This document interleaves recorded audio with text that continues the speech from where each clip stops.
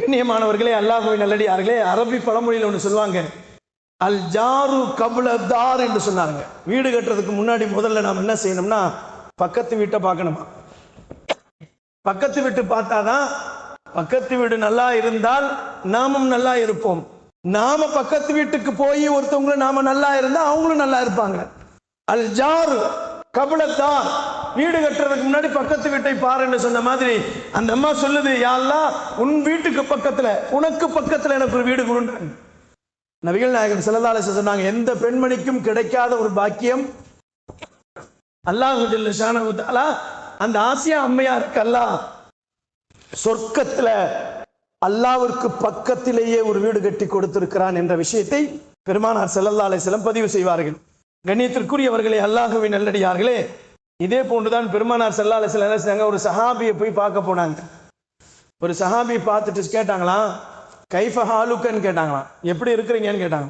அவர் என்ன சொன்னார், நம்மள மாதிரி சொன்னார். அவர் என்ன சொன்னார், ஒன்றும் இல்லைங்க, ஏதோ வருது போகுது, ஏதோ வர்றது வரைக்கும் வருது, போன வரைக்கும் போகுது, எப்படியோ போயிட்டு இருக்குங்க அப்படின்னு சொன்னாராம். அவர் பெருமானார் ஸல்லல்லாஹு அலைஹி வஸல்லம் சொன்னார்களா, அஸ்பஹ கைரா, அல்ஹம்துலில்லாஹ்னு சொல்லுங்க.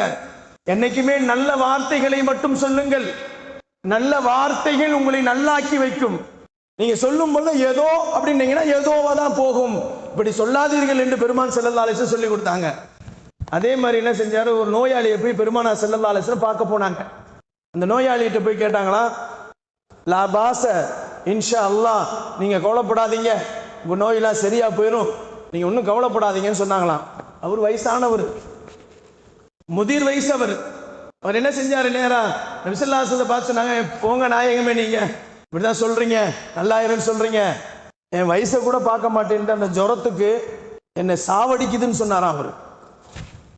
அந்த ஜுரம் வந்து என்னை சாவடிக்குது நாயகமே என்று சொன்ன உடனே பெருமானார் ஸல்லல்லாஹு அலைஹி வஸல்லம் சொன்னாங்களாம், அப்படியே நடக்கட்டும்னாங்களாம், நீ சொன்னது மாதிரியே நடக்கட்டும்னாங்களாம். கடைசியா உன்னுடைய வாழ்க்கையில எழுதப்படுகிறது, அவர் ஜுரத்தோடையே இறந்து போனார் என்பதாக வரலாறுகளில் எழுதப்படுகிறது.